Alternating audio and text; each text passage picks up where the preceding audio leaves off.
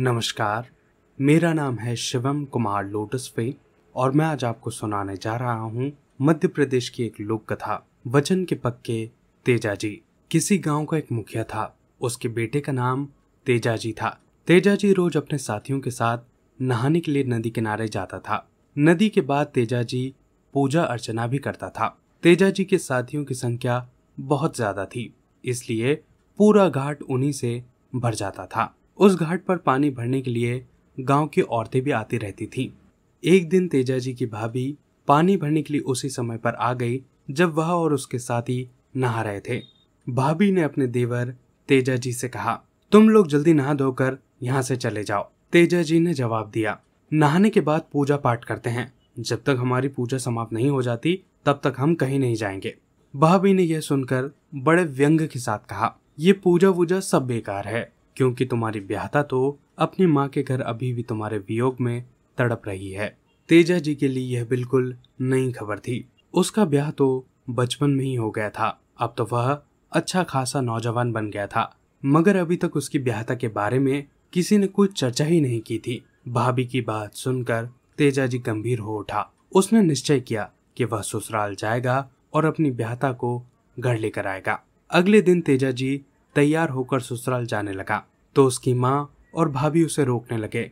माँ ने कहा, तुम अभी मत जाओ, कुछ समय और गुजर जाने दो। वहां जाने का रास्ता बहुत लंबा है और कहीं कहीं तो खतरे भी हैं। भाभी भी बोली, मैं तो मजाक में ही तुम्हारी ब्याहता को ताना मार बैठी थी। अपनी माँ और मेरी बात काट कर मत जाओ। तेजाजी ने उनकी बात नहीं मानी। वह अपने साथियों के साथ अपने ससुराल की तरफ चल पड़ा। वह अपने गांव की सीमा के बाहर भी नहीं गया था कि एक बिल्ली ने उसका रास्ता काट दिया। तेजाजी ने उस अपशकुन की भी कोई परवाह नहीं की। तेजाजी अपने साथियों के साथ जब अपने ससुराल पहुंचा तो उसकी सास खुश नहीं हुई। उसका दामाद बिना खबर किए ही आ गया था और वह भी इतने साथियों को साथ लेकर। सास बहुत बूढ़ी और गरीब थी। इन लोगों की खातिरदारी भला कैसे कर सकती थी। रुष्ट होकर उसने अपनी बेटी से कहा, सुबह का जो बचा कुचा खाना है वह इनके सामने रख दो, आपस में मिल बांट कर खा लेंगे।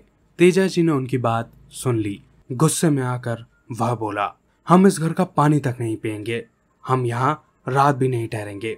तेजाजी की पत्नी ने अपनी एक सहेली को उसके पास भेजकर कहलाया कि तेजाजी वापस न जाए और उसकी सहेली के घर पर ही ठहर जाएं। तेजाजी से घर चलने का उसने बहुत आग्रह किया। उसने यह भी कहा कि उनकी पत्नी ऐसा ही चाहती है। यह बात सुनकर तेजाजी ने उसका आग्रह मान लिया। वह अपने साथियों के साथ उसी के घर पर रात बिताने के लिए राजी हो गए। रात को पूरा गांव सो रहा था। तेजाजी और उसके साथी भी सो रहे थे। तभी अचानक डाकू धमके।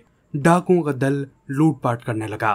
तब शोरगुल सुनकर तेजाजी और उनके साथी भी जाग गए। उन्होंने बड़ी बहादुरी के साथ डाकुओं को खदेड़ दिया। डाकू जब भागने लगे तब तेजाजी ने उनका पीछा किया। डाकू भागते भागते गाय भी ले गए थे।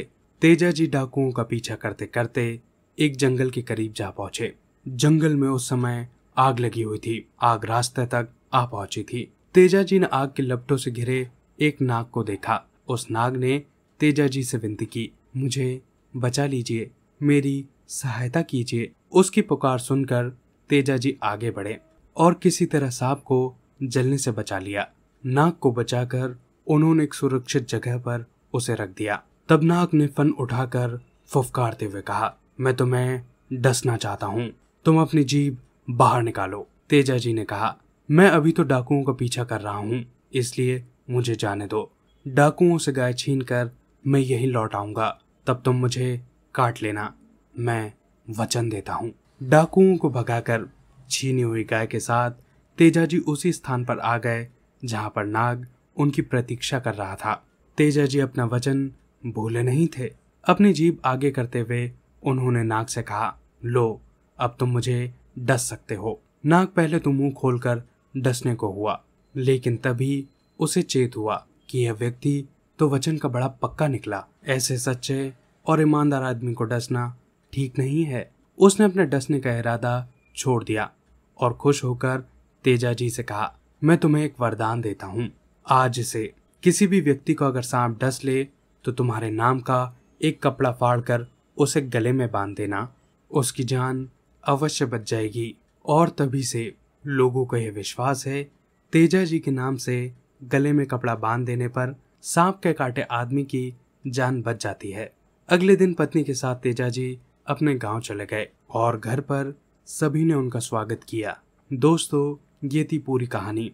आशा करता हूँ आपको ये कहानी अच्छी लगी होगी। ऐसी और कहानियां सुनने के लिए प्लीज चैनल को सब्सक्राइब कीजिए।